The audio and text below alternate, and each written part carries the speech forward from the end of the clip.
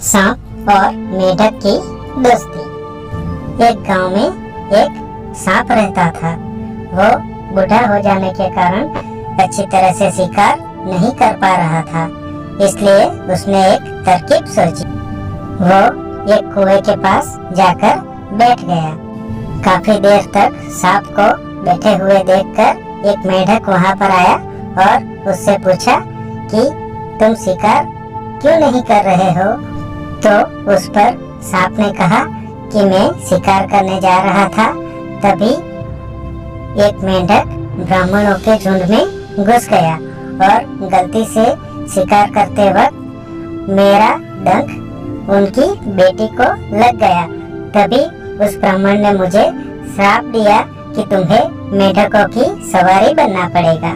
इसलिए मैं यहाँ मेंढकों को अपनी सवारी करवाने के लिए आया हूँ। सांप की बात सुनकर मेंढक कुएं में गया और अपने राजा से उसकी बात कही। तो राजा को पहले विश्वास नहीं हुआ।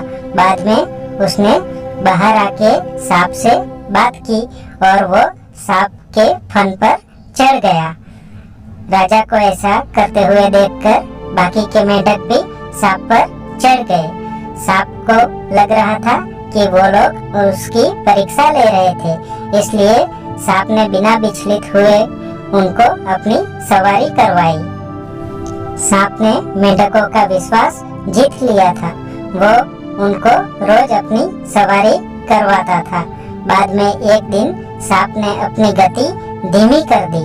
तो उस पर मेंढक के राजा ने उससे पूछा कि आप इतनी धीमे क्यों चल रहे हो? कुछ दिक्कत हुई है क्या? तो सांप ने कहा कि ब्राह्मण के श्राप के कारण मैं बहुत कमजोर हो चुका हूँ। काफी दिनों तक ना खाने के लिए मेरी तबीयत खराब होती जा रही है। ऐसा सुनकर मेंढक के राजा को सांप की दया आई और वो उससे कहने लगा, तुम यहाँ पर छोटे छोटे मेंढक खा सकते हो।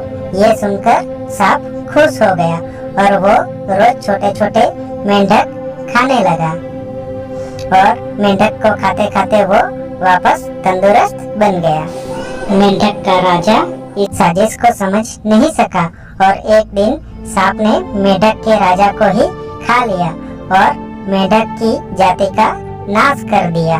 उनका पूरा वंश तबाह हो गया। इस कहानी से हमें यह सीख मिलती है कि हमें कभी भी शत्रु की बात का जल्दी भरोसा नहीं करना चाहिए। इनसे अपने लोगों की और अपनी जान मुसीबत में पड़ सकती है।